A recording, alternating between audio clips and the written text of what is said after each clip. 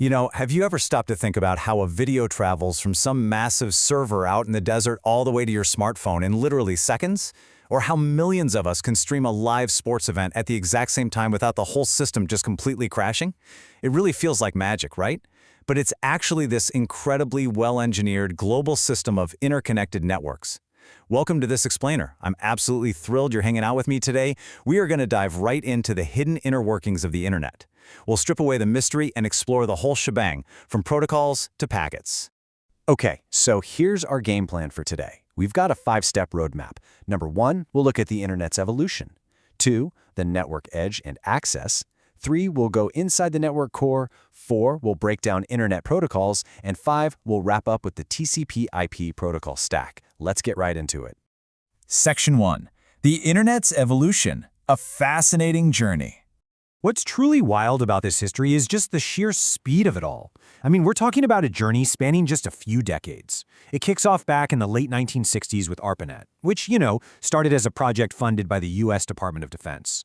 By the 1970s, the development of TCP/IP laid down the foundational language for the modern internet. Then, boom, 1989 hits, bringing us the birth of the World Wide Web, which just totally revolutionized how we access and share information. Fast forward to the 2000s, we get the explosion of social media and the mobile internet. And today, we're living in the massive expansion of the Internet of Things and lightning-fast 5G networks. It's pushing the absolute boundaries of an interconnected world. Literally an absolute sprint from a niche military project to global ubiquity. Moving on to Section 2, Network Edge and Access, Devices and Connections. So the network edge is exactly what it sounds like. It's the outer boundary of the internet. It's made up of end systems, which network engineers also like to call hosts. These hosts are basically split into two main camps, clients and servers. Now, clients are your everyday personal devices, your PC, your smartphone, and yeah, surprisingly, even your smart fridge. Servers, on the other hand, are the real heavy lifters here. They're these incredibly powerful machines that store and distribute web pages, stream our videos, and relay our emails. Today, most of these servers live in massive data centers, housing thousands of interconnected machines that form the physical backbone of the services we literally use every single day. But, how do these clients and servers actually get online in the first place? Well, they use access networks. These physically connect the end systems to the very first router on their path out to the broader internet. There are 3 main flavors here. First, you've got home access networks, which use DSL, cable, or fiber optic connections to link up your house. Then there are institutional access networks. These rely on high-speed fiber and complex architectures to handle the massive data needs of large businesses and organizations. And finally, mobile access networks, which use cellular technologies like 5G. Honestly, the evolution of mobile networks has been a total game-changer, making it possible for us to stay securely connected pretty much anywhere we roam. All right, let's go deeper. Section 3. Inside the network core, routers and links. The core of the internet is this dense, massive mesh of packet routers and links. And the whole thing operates on a truly brilliant underlying principle called packet switching. Here's the absolute crucial point. When you send an email or load up a web page, that data does not travel as one giant continuous stream. No way. Instead, it gets chopped up into much smaller chunks called packets. Think of them like individual digital letters. Each packet holds a tiny piece of your data, plus the source and destination addresses, and they're sent out totally independently. They might take completely different routes, arrive at totally different times, and then they're seamlessly reassembled into the original message the second they reach the finish line. So why on earth would we chop data up like this? Well, it gives us huge advantages. For one, it allows the network to juggle millions of simultaneous communications, making incredibly efficient use of the available bandwidth. But more importantly for you and me, it provides network resilience. Imagine a route gets super congested, or maybe a physical cable actually gets cut. Well, packets can just instantly be rerouted through entirely different paths. This resilience is the exact reason your high-def video stream keeps playing smoothly, even if a major link on the other side of the country suddenly goes dark. Now, inside this core, the routers perform 2 distinct, absolutely vital functions. Let's actually slow down for a second to really delineate these. We have forwarding and we have routing. Forwarding is local. It happens locally inside a single specific router. A packet arrives, the router checks the destination address against its internal forwarding table and simply moves that packet from the input link to the correct outlink. Boom, done. Routing, on the other hand, is global. That's the overarching algorithm-driven process of mapping the entire end-to-end path a packet will take from source to destination. It takes into account the whole network topology, traffic conditions, and link capacity. And how do these global paths actually get calculated? Through dynamic routing protocols. And the absolute king of them all is BGP, or Border Gateway Protocol. See, the internet is basically a patchwork of different autonomous systems. Think of your massive internet service providers, or ISPs. BGP is how these giant ISPs actually talk to each other on a global scale. They use it to announce exactly which IP address ranges they can reach. It's an incredibly dynamic, adaptive system. BGP is essentially the internet's GPS, constantly recalculating the fastest route around digital traffic jams, so your data just keeps flowing without you ever noticing a single hiccup. Moving right along. Section 4. Internet Protocols, Rules of Communication. The source material puts this perfectly.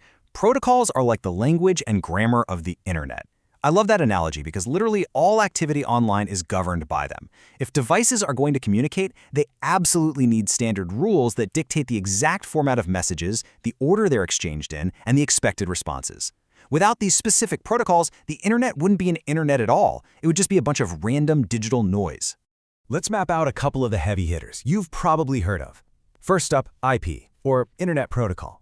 This acts exactly like a physical postal address for your data packets, making sure they get routed correctly across the globe. Literally every single device connected to the internet has an IP address. Next, we have HTTP. This is the protocol that powers the World Wide Web itself. Whenever you type a URL into your browser, you are basically sending out an HTTP request. This protocol defines exactly how that message gets formatted and transmitted to a web server, so it can send the correct website right back to your screen. And then we have the classic networking showdown at the transport level, TCP versus UDP. These dictate exactly how your packets are handled while they're in transit. TCP is your cautious, incredibly reliable courier. It guarantees reliable, perfectly ordered delivery of data. If even one packet gets lost, TCP steps right in and demands a retransmission. UDP, on the other hand, is all about sheer speed. It just fires those packets off incredibly fast, but offers a much less reliable transmission. So you'd use TCP when you're downloading an important work file and you need every single byte perfectly intact, but you'd use UDP for a live video call, where speed matters way more than dropping a single pixel frame.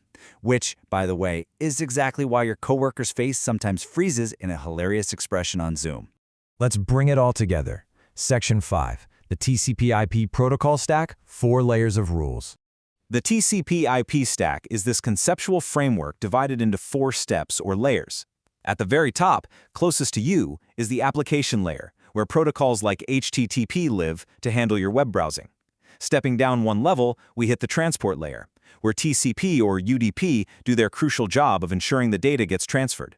Next down is the network layer, also known as the IP layer, which handles all that complex addressing and global routing we talked about. And finally, resting at the absolute bottom, is the link layer. This manages the actual physical connection. We're talking the hardware, the network interface cards, and the physical device drivers right on your local network. So, when you send an email, your data starts at the top in the application layer and works its way down the stack. As it moves down, each layer adds its own specific routing and transport information to the data. We call this process encapsulation. Visually, just imagine writing a letter, putting it inside a standard envelope, and then tossing that envelope into a bigger shipping box for transit. When that box reaches the destination server, the exact reverse happens: decapsulation. The data moves back up the stack, and each layer unpacks or strips off its corresponding information until that raw email is finally delivered. The absolute genius of this layered design is the incredible flexibility it gives us. Because the layers are completely independent from one another, you can entirely swap out the technology at one layer without breaking the rest of them. Think about it. You can literally unplug your laptop's Ethernet cable and instantly connect to Wi-Fi, which is a huge hardware change down at the link layer, and your web browser up at the application layer doesn't even notice a thing. It just keeps working flawlessly. It's exactly what makes internet architecture so robust and insanely adaptable. So, we've zoomed all the way from the edges of our smartphones right down into the invisible layers of protocols governing every single packet. But as we look to the future, as the internet expands to handle literally billions of new smart home appliances and IoT devices, it leaves us with a massive, absolutely fascinating question. How will these core protocols continue to adapt and evolve to keep this unbelievable volume of data flowing smoothly? It's the ultimate challenge for tomorrow's network engineers, and it proves that the evolution of the internet is far from over. Thank you so much for joining me on this explainer. I really hope this helped make the complex feel simple. Keep learning, stay curious, and I'll catch you on the next one.